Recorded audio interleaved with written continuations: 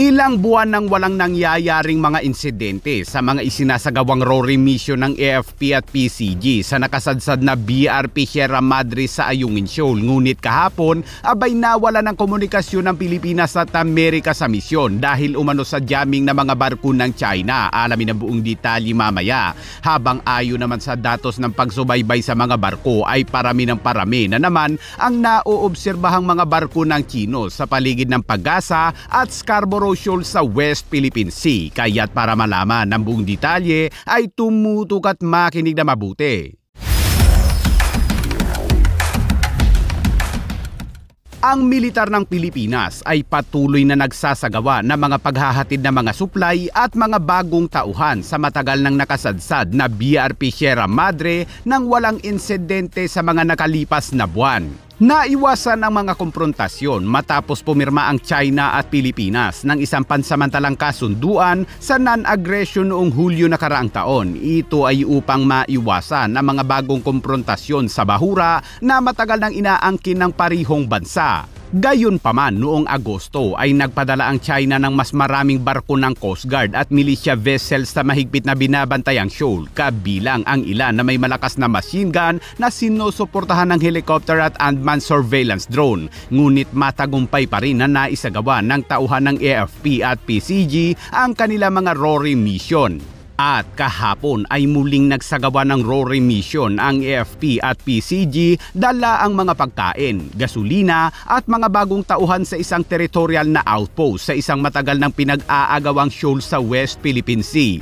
Ngunit base sa report sa panahon ng mission, abay na jam ng mga barko ng China ang mga komunikasyon ng AFP at PCG habang isinasagawa ang ilang oras na resupply mission. Ayon sa dalawang matataas na opisyal ng Pilipinas kahapon na hindi binanggit sa report, ito daw ay bilang bahagi ng security practice ng China sa malayong atol na tila upang maiwasan ang posibleng pagmamatyag ng drone ng Amerika o mawala ng komunikasyon ng Pilipinas at Amerika at iba pang dayuhang puwersa na nangangakong tutulong sa pagpapanatili ng batas sa South China Sea na isang mahalagang pangdaigdigang ruta ng kalakalan. Hindi umano naglabas ng pahayag ang mga opisyal ng China kaugnay sa insidente kahapon, pero dati na nilang inaangkin ang atol ng pangisdaan at halos buong South China Sea at West Philippine Sea at paulit-ulit na hiniling sa Pilipinas na hilahin na palayo ang isang barkong pandigma na nakaground na BRP Sierra Madre sa Ayungin Shoal. Pero sa kabila ng mga jamming ng mga barko ng China ay matagumpay pa rin na nagawa ng mga tauhan ng Armed Forces of the Philippines at Philippine Coast Guard ang RORI o Rotation and Resupply Mission sa BRP Sierra Madre sa Ayungin Shoal.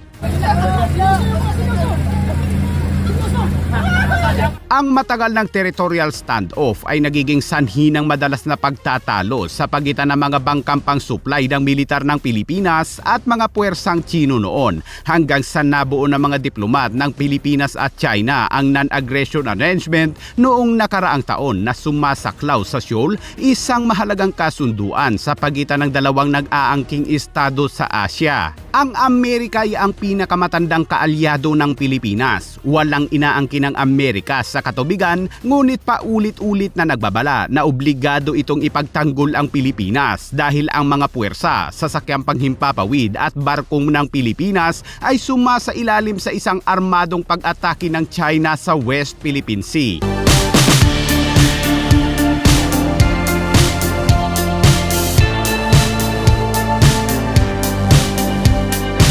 Samantala ayon sa datos ng pagsubaybay sa mga barko ay parami ng parami ang nauobserbahang mga barkong Chino na may mga Coast Guard at militia malapit sa Pag-asa Island sa West Philippine Sea. Ipinakita ng datos na nakalap sa nakalipas na 3 araw na ang mga barkong Chino ay lumipat patungo sa Pag-asa Island mula sa iba't ibang lokasyon kabilang ang mainland ng China, Paracel Island, Bajo de Masinloc at iba pa mga lugar sa Spratly Archipelago. Inihayag ng retiradong US Air Force na si Colonel Ray Power, direktor ng Sea Light, isang maritime transparency initiative, ang isang makabuluhang muling pag-deploy ng mga barko ng China. Maraming barko na dating nagpapatupad ng exclusive economic zone ng China sa paligid ng Scarborough Shoal at Pagasa Island at muling nakaposisyon malapit sa Subi Reef, isang artificial na isla na kontrolado ng China. Inilarawan ni Powell ang aktibidad bilang isang hindi pangkaraniwang konsentrasyon ng mga puwersang Chino malapit sa Pagasa Island na inokupahan ng mga tropang Pilipino, ngunit inaangkin naman ng China. Iminungkahi niya na ang mga paggalaw ay maaaring magpapahiwatig ng isang taktikal na pagbabago sa presensya ng China sa buong West Philippine Sea.